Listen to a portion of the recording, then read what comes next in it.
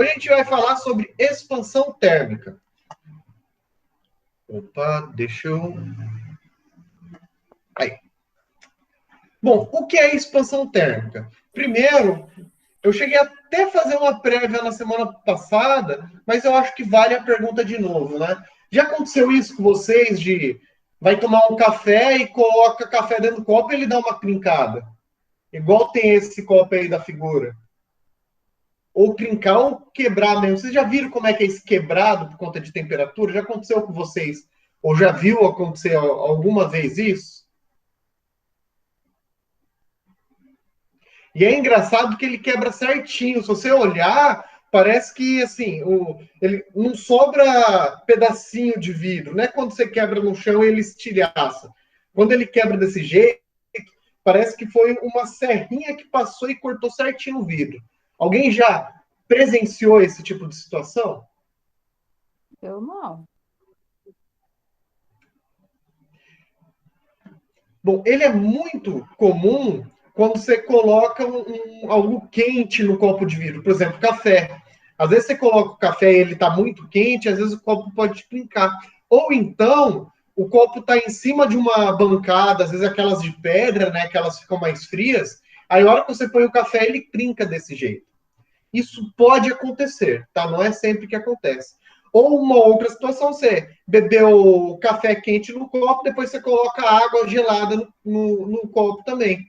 Pode acontecer esse tipo de trincado ou esse tipo de quebra no copo, tá? Inclusive, a gente conhece isso como... qual que é o nome mesmo?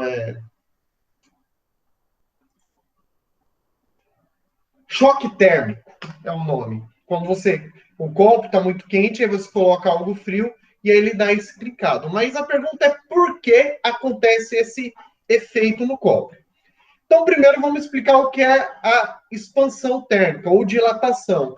A gente chama esse fenômeno, quando você tem um aumento no corpo por conta da temperatura. Olha que engraçado, se você aumentar a temperatura do corpo, de um Temperatura? corpo, ele vai aumentar de tamanho. Vocês sabiam que isso acontece? Bom, então, a respeito da expansão térmica, ela tem a ver com aumento de temperatura.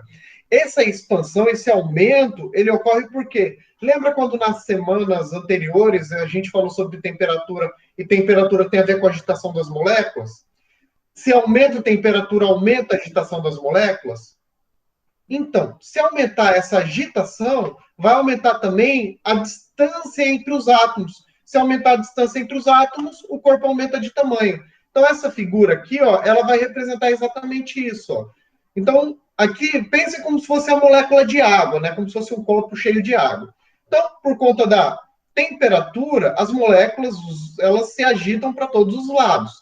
Se aumentar a temperatura, vai aumentar a energia de agitação. Se aumenta a energia de agitação, elas vão se mover a uma velocidade de vibração maior. Se aumenta a velocidade de vibração, essas moléculas vão ocupar um espaço maior. Ou seja, na prática, se você aquecer um corpo, esse corpo aumenta de tamanho. Deixa eu perguntar para vocês já tinham conhecimento a respeito disso, que um corpo aumenta de tamanho quando se aquece? Ou já Não, tinham percebido? não. Bom, eu já vou adiantar que perceber isso na prática é quase impossível, porque esse aumento no tamanho do corpo, ele é minúsculo, tá? Ele é muito pequeno, nem com o microscópio você conseguiria observar. Contudo, esse aumento é suficiente para ocorrer alguns fenômenos, tá? Então, dentre os fenômenos, o fenômeno do copo rachar. Por que o copo vai rachar? Bom, quando você tem um copo, digamos que você já colocou água fria nele, então o copo todo está com uma temperatura mais baixa. Quando você colocar água quente, nesse copo, o que vai acontecer? Gente, eu estou fazendo uns gestos e eu estou vendo que minha câmera está fechada, ou não? Não, ela está aberta. Que estranho. Bom, quando eu coloco o café quente no copo, o café quente ele bate no fundo do copo e esse fundo do copo ele esquenta. Só que o resto do corpo continua gelado. Então o fundo ele começa a dilatar antes do restante do copo.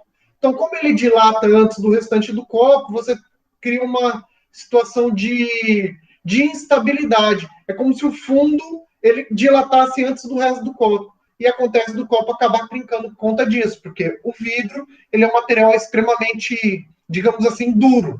Se você tentar deformar ele, ele quebra de uma vez. Não é igual ao plástico. Se você apertar o plástico, ele amassa, porque ele não é duro. O vidro é duro. Se você apertar, ele não amassa. Se você apertar mais, em vez de amassar, ele quebra.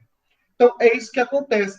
Eu já vi casos na internet, né, fotos, pessoalmente eu nunca vi, mas a pessoa colocar o café quente no copo, ou a água gelada, e aquela parte de baixo do copinho americano, sabe, onde fica a água, cair como se fosse uma tampinha, cair, ficar na mão da pessoa o corpo do copo de vidro, e a parte de baixo cair sozinha por conta da dilatação. Tá? Então, dilatação é isso. É o aumento do tamanho do corpo devido ao aumento de temperatura, e o inverso é válido, né? Diminuição do tamanho do corpo por causa da diminuição de temperatura. Ok?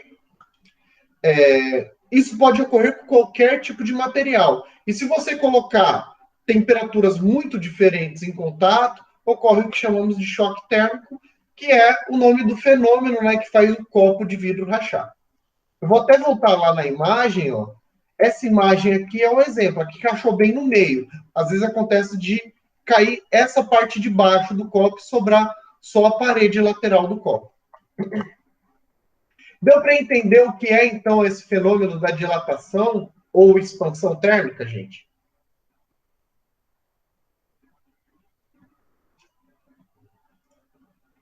Bom, então vou continuar explicando, tá? Agora eu vou falar sobre dilatação. Opa, o Denir está pedindo para entrar.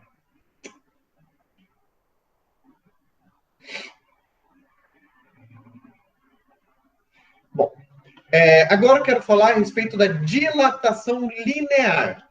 Bom, o que é dilatação linear? É a dilatação em linha. Quando eu considero que eu estou tendo apenas uma dilatação de comprimento. Eu considero a dilatação linear quando eu tenho um tipo de objeto que ele tem apenas uma dimensão significativa. Por exemplo, um cano. Se eu comparar, por exemplo, o comprimento do cano com a largura dele, o cano tem um comprimento muito grande comparado com a largura. Então, quando eu aqueço um cano, o aumento da largura é insignificante perto do aumento no tamanho do comprimento dele, tá? Bom, ali eu tenho como exemplos da situação da dilatação linear barras, canos, cabos, que são objetos que têm um comprimento muito significativo. Aí na foto está o fio de alta tensão que a gente tem nos postes. Vocês já repararam que os postes de alta tensão, que transmitem energia elétrica, eles têm uma curvinha, eles são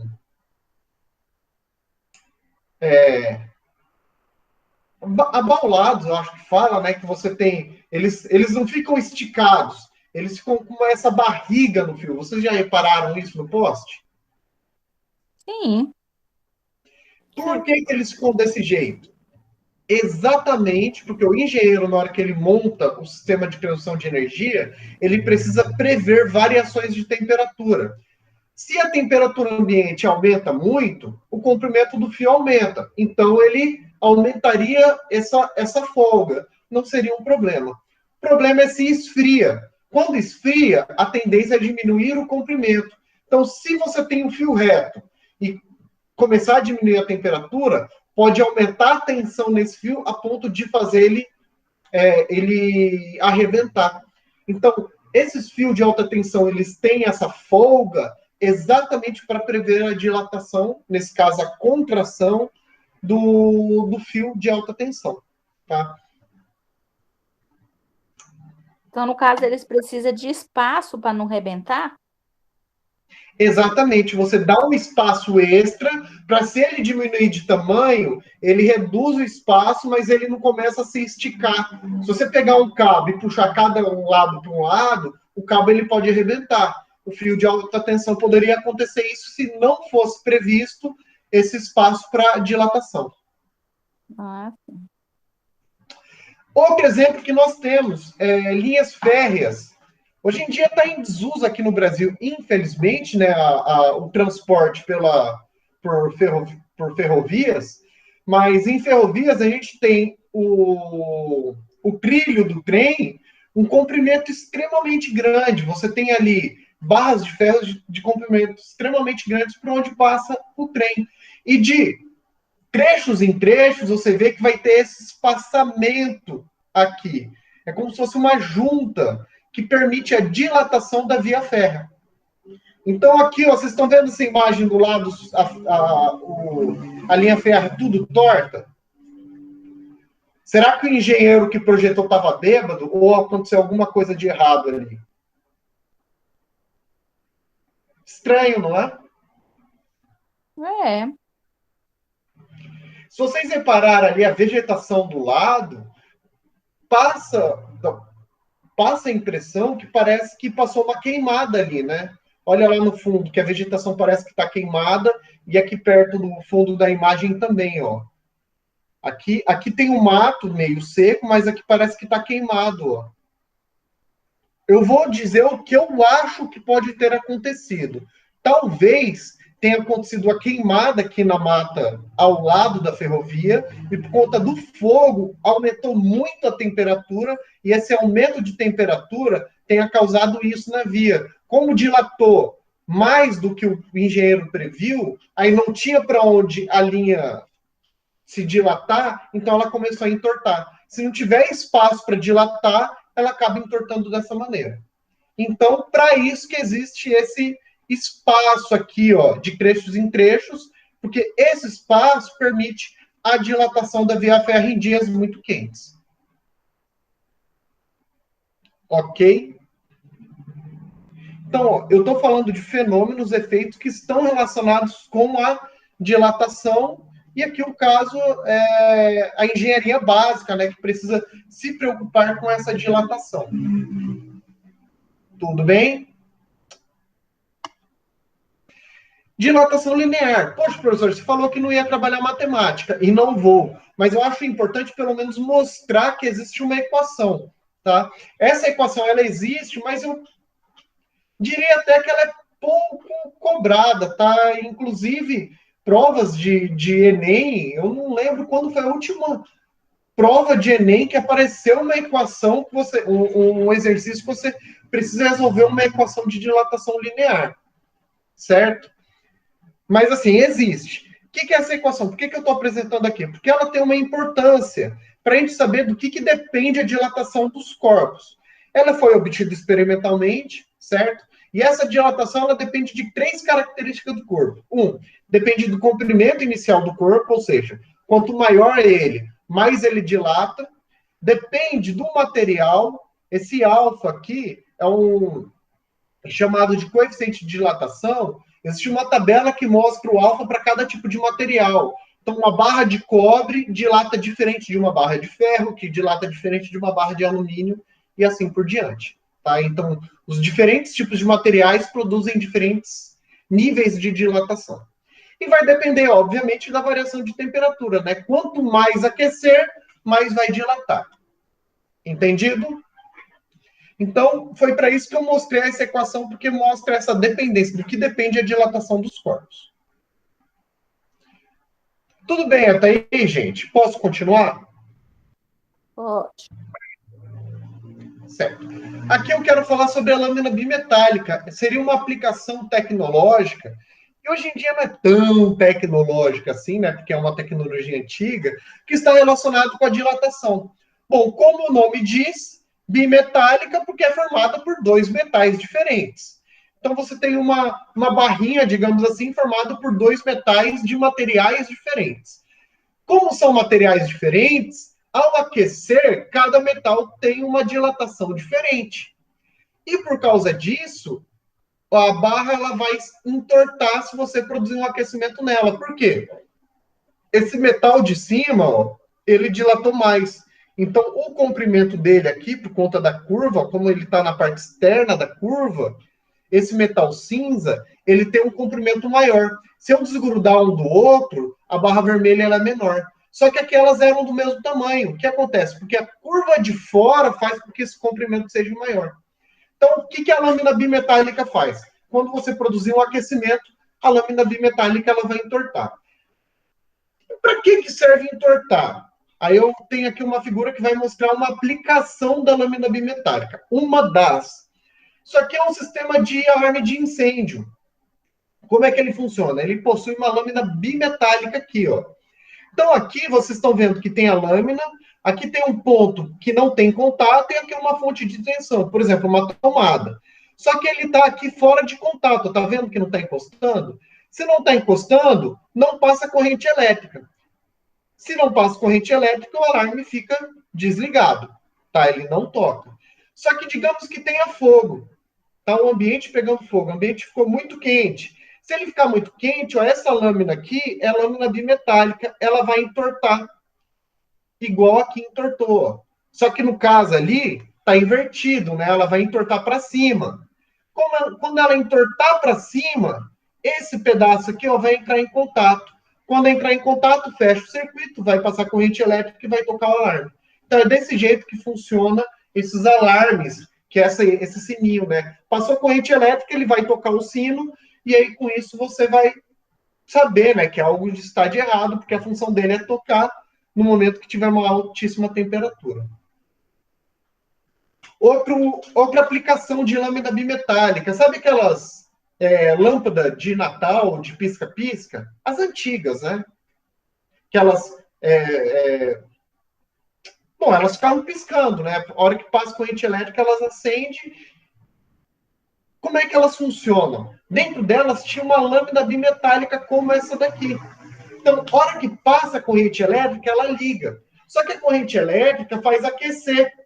Então, quando você pôs a tomada, a lâmpada liga. Só que no momento que liga, a lâmina vai entortar. A hora que ela entortar, ela perde o contato. Perdeu o contato, ela desliga. Aí ela esfria, a lâmina vai endireitar de novo. E aí vai acontecer o quê? Vai passar corrente elétrica, ela vai esquentar e vai desencostar. Então, a lâmina bimetálica, quando dá corrente elétrica, ela fica toda hora encostando e desencostando. E é isso que fazia a lâmpada ficar piscando intermitente, tá? Isso eu estou falando são as lâmpadas antigas. Hoje em dia, a lâmpada, ela é de LED, então ela tem um processo como se fosse... Não é um microcomputador, mas é como se ela tivesse um sistema que consegue permitir ou não a passagem de corrente. Então, uma tecnologia diferente, certo? Mas aquelas lâmpadas antigas eram lâmpadas bimetálicas. Existia uma lâmina bimetálica que fazia ela ficar ligando e desligando. Um último exemplo também, que eu não tenho figura, podia ter pego uma figura, é termostato de geladeira. Também é uma lâmina bimetálica. O motor da geladeira fica ligado até atingir a temperatura. A hora que atinge a temperatura gelada, a lâmina ela vai entortar e vai desfazer o contato e vai desligar o motor da geladeira. Conforme vai esquentando de novo dentro da geladeira, dá o contato novamente e volta a ligar o motor. Então, geladeiras antigas também funcionavam por lâmina bimetálica. Hoje em dia também é um sistema diferente, é um sistema inteligente e mais preciso, certo? Mas era muito mais utilizado antigamente, hoje em dia já é uma tecnologia em desuso. Certo, gente? Mas a geladeira continua liga e desliga do mesmo jeito, ou não? Sim, com certeza. O que muda é o que faz ela ligar e desligar. Hoje em dia é um sistema inteligente que consegue perceber a temperatura com uma precisão maior do que a lâmina bimetálica. A lâmina bimetálica, ela era muito boa, só que ela não era tão precisa quanto o sistema que tem hoje em dia, né? Que você tem uma plaquinha que é sensível à temperatura, né? E aquela plaquinha sensível à temperatura consegue fazer o sistema de ligar e desligar a geladeira. Ele tem uma precisão maior do que tinha a lâmina bimetálica. Ah, entendi. Mas, como você identificou, sim, a geladeira ainda desliga e liga, porque é importante. Se não desligar, ela congela tudo, vira um freezer. Aliás, a diferença de uma geladeira para o freezer é exatamente essa. O freezer, ele fica ligado por mais tempo o motor, e por isso que ele vai resfriar com uma intensidade maior a ponto de congelar, né? Mas o freezer e a geladeira são tecnologias idênticas, o que muda é o tempo que fica ligado o motor. E por isso que o freezer, ele gasta mais energia elétrica, né? Entendi. Gasta mais geladeira. Bom, o exemplo é o alarme contra incêndio. Bom, segunda situação, dilatação superficial. O que é a dilatação superficial? Bom, como o nome diz, dilatação de superfícies, dilatação de área. É a mesma ideia da dilatação linear. Ainda é aumento do tamanho do corpo com aumento da temperatura. Só que agora eu vou considerar um corpo que tem duas dimensões significativas. Ali eu coloquei exemplo placas, chapas, ou então vamos pensar o azulejo da casa de vocês. Você olha para o chão, por que o engenheiro não coloca um azulejo grudado no outro? Não poderia colocar um grudadinho no outro? Ele não pode. Por quê? Ele precisa prever um espaço de dilatação. E é para isso que põe Esqueci o nome. Obrigado. Minha esposa que falou, o rejunte. O rejunte. Para que existe o rejunte de um azulejo para o outro? O rejunte, ele permite um espaço para dilatação. Então, ao longo do dia, se a temperatura aumentar muito, tem um espaço para dilatação do azulejo. Se não tivesse esse espaço, você tivesse um azulejo grudado no outro, sem esse espaço, com o aumento da temperatura ao longo do dia, ele ia começar pressionar o outro e acabar rachando o azulejo da casa. Tá? Então, é importante você ter esse espaço para dilatação. Ok?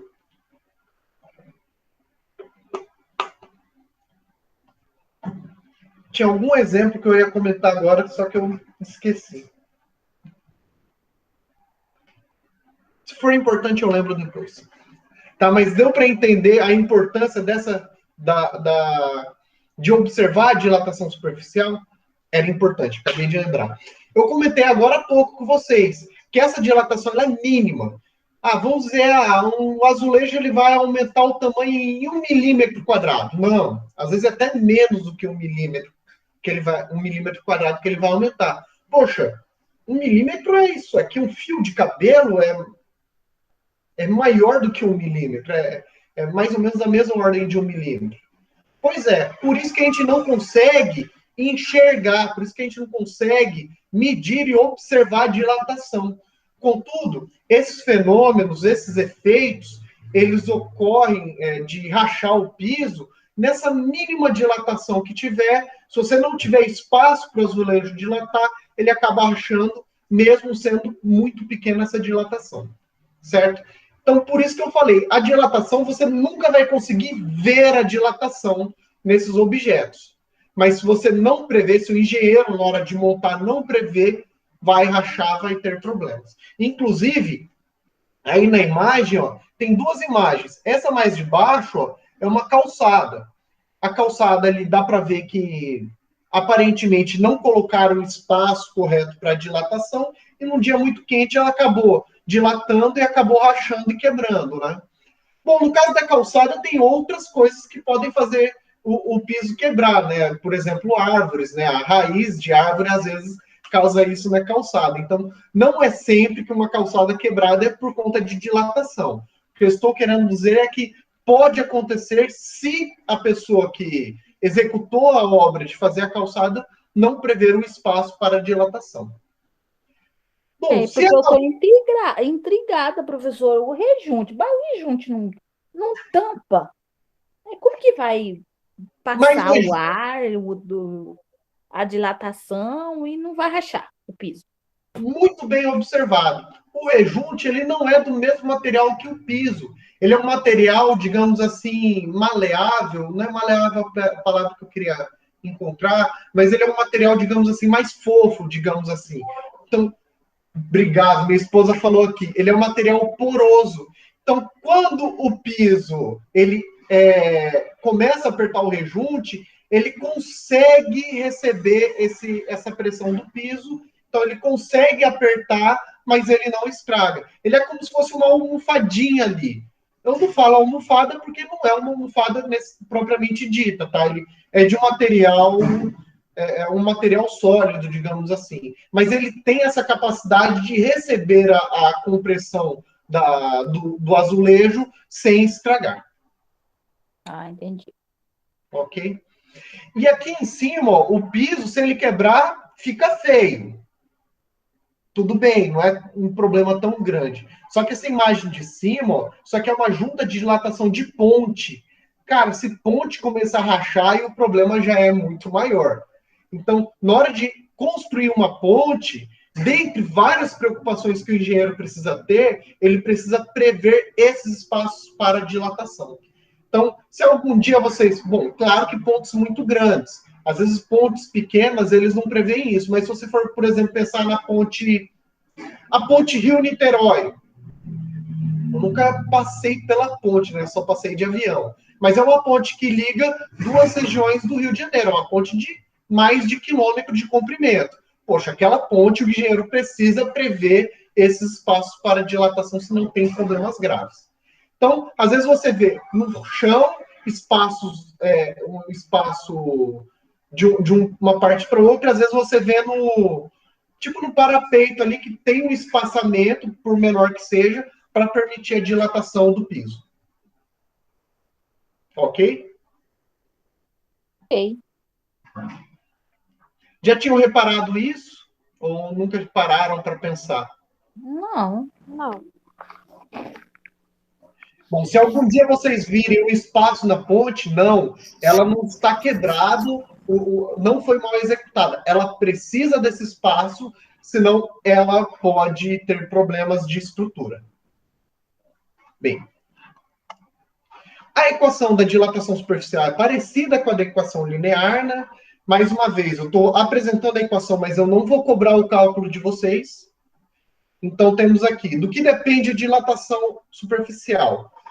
Da mesma coisa que dependia linear, tá? Depende do tamanho inicial, nesse caso, da área inicial do corpo, do tipo de material e da variação de temperatura, né? Quanto mais aquece, mais vai dilatar.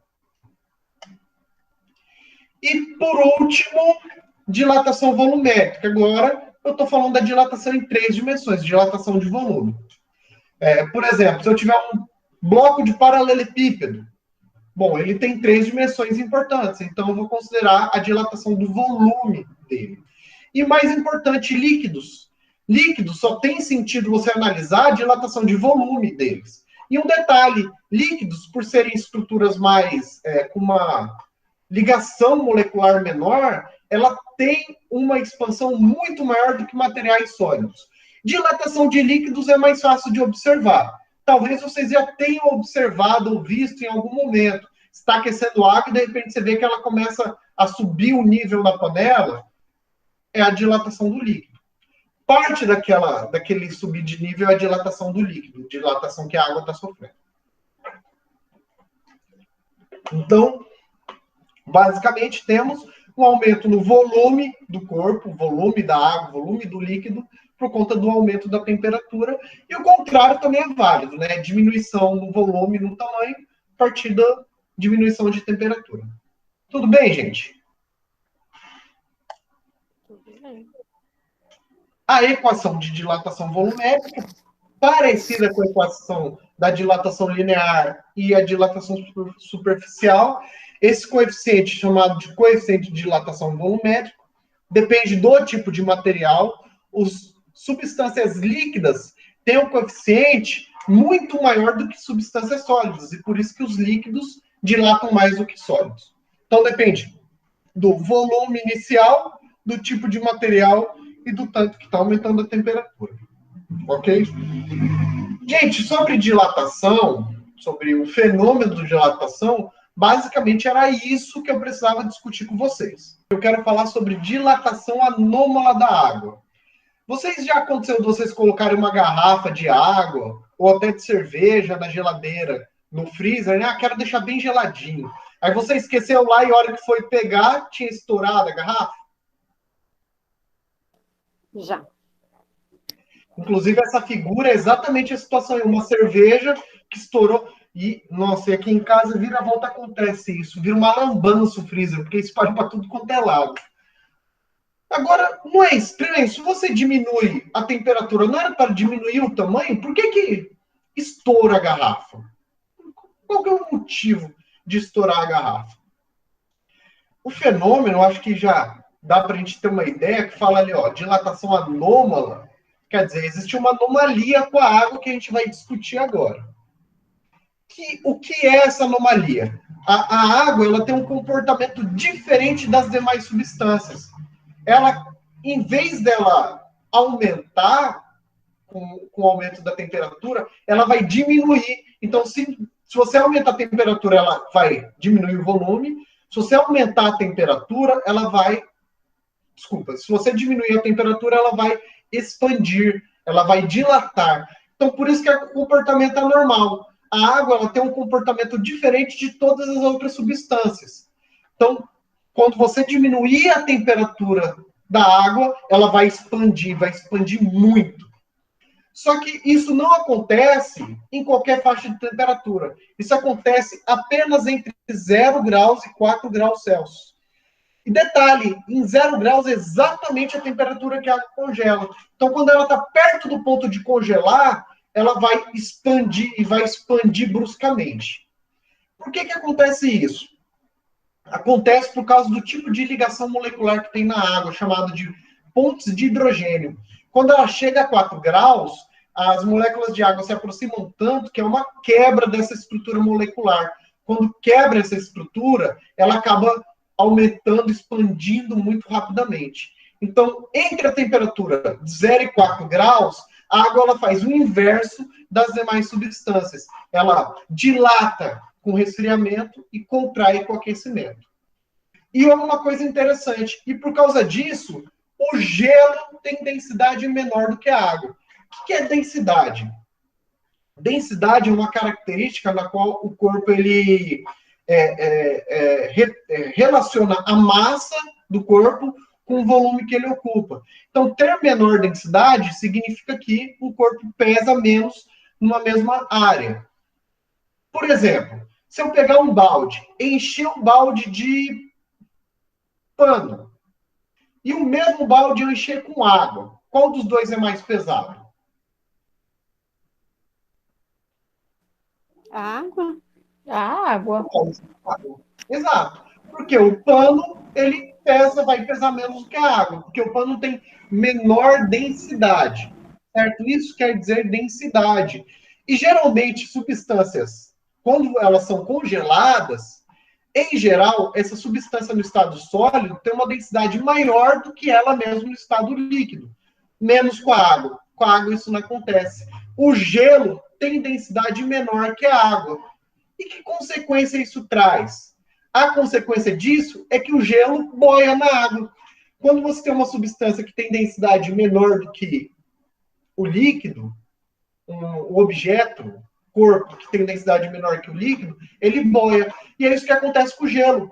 O gelo, se você colocar o gelo em água, ele vai ficar boiando, ele não afunda. Se você colocar uma pedra, a pedra afunda, porque a densidade da pedra é maior do que a da água. O gelo, ele boia, porque ele tem densidade menor, e ele só tem densidade menor por causa desse comportamento anômalo da água. Então, voltamos ao caso da água no freezer. E a mesma quantidade, se ele tiver em água, ele afunda. Se eu encher 1 litro da água, colocar, ele afunda. Mas se ele tiver em gelo, ele vai boiar. Isso pode... isso. Por exemplo, eu encher uma garrafa. Não, eu encher uma garrafa de água e colocar ela por exemplo, dentro do rio. Ela afunda. Agora, se ela estiver congelada, ela não afunda. Exato. Esse raciocínio é perfeito. Você enche uma garrafa com água, você joga ela na água, a tendência é ela acabar afundando. Às vezes, assim, é que assim, você pensa, mas é água isso aqui, ali é água, por que esse afunda, ali não afunda? Bom, você tem temperaturas diferentes, situações diferentes, às vezes a água, às vezes, que está ali dentro, se for, por exemplo, uma água com sujeira, vai ter uma densidade maior. Então, isso geralmente acontece. Você encher uma garrafa com água, em geral, ela pode afundar. Às vezes não afunda, mas a maioria das vezes afunda. Só que se você colocar gelo, ela não vai afundar. Porque o gelo ele tem densidade menor. Se você encher a garrafa com gelo, encher a garrafa com água e congelar, isso. Ela não vai afundar se jogar. Aí voltamos ao exemplo da garrafa no freezer. Aí eu vou lá, encho uma garrafa com água para fazer gelo para o meu tereré, coloco a garrafa no freezer, a hora que eu vou pegar a garrafa PET, ela está rachada. Por que aconteceu isso? Aconteceu o quê? A hora que atingiu a temperatura de 4 graus, a água começou a expandir. Não tinha para onde expandir, ela começa a fazer uma pressão de dentro para fora, a ponto de rachar, trincar a garrafa. Às vezes não estraga a garrafa, se for aquelas garrafas PET de Coca-Cola, né, que ela é mais resistente. Mas você vê que ela está estufadona. Por quê? Porque houve uma pressão de dentro para fora. Nesse caso da imagem, né, a cerveja, o álcool, ele não tem esse comportamento da água. Só que a cerveja, como qualquer outra bebida, tem uma grande porcentagem de água. E essa concentração, essa parte da água que tem na bebida, é que vai expandir. E como o vidro ele é muito rígido, ele acaba quebrando a hora que dá a pressão de dentro para fora. Tá? Então, muito cuidado quando vocês forem colocar bebidas com um recipiente de vidro, que eles podem quebrar se você colocar no freezer a hora que vai chegando nessas temperaturas muito baixas. Ok, gente? No caso da cerveja, especificamente, como o álcool ele tem um ponto de congelamento mais baixo, então isso não acontece perto de 4 graus, acontece em temperaturas abaixo de 0 graus, tá? Da cerveja congelar. Mas se chegar na temperatura de congelar, pode acontecer da garrafa quebrar desse jeito. Isso é muito comum acontecer em cerveja sem álcool. Cerveja com álcool é um pouco mais difícil de chegar nesse ponto de congelar, mas cerveja sem álcool pode acontecer. Deu para entender por que a garrafa quebra, estoura quando você coloca no freezer, gente? Sim. Isso é por causa do que chamamos de comportamento anômalo ou dilatação anômalo da água. Então, essas são as características. E, por conta disso, o último tópico ali é importante, o gelo tem intensidade menor que a água. Isso vai permitir um fenômeno muito curioso na natureza, que não é comum aqui no Brasil, mas em outras regiões é muito comum. Isso aqui eu tinha colocado para deixar uma ênfase, né? Que a dilatação anômala da água só ocorre entre 0 e 4 graus. Vocês já viram na TV aquelas regiões que fazem aqueles frios tão intensos que a água chega a congelar? Tipo Canadá, aquela região bem ao norte. Nos Estados Unidos, no inverno, tem uns lagos que congelam. Vocês já viram isso na TV? Sim.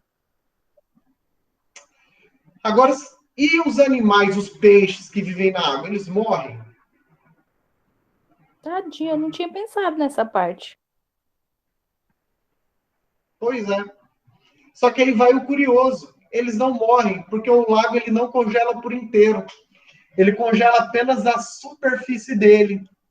O que acontece? Como o gelo ele é menos denso do que a água, ele boia, então a água ela começa a congelar e a parte de cima dela começa a congelar. Se fosse menos denso, quando congelaria, ele afundaria, né? Só que como o gelo é menos denso, ele congela e continua na superfície da água. Então, quando vai ficando muito frio nessas regiões, congela a parte de cima do lago. A hora que congelar todo o lago, então vai ficar uma camada congelada em cima e aqui embaixo continua líquido, continua água líquida, muito gelada, porém líquida.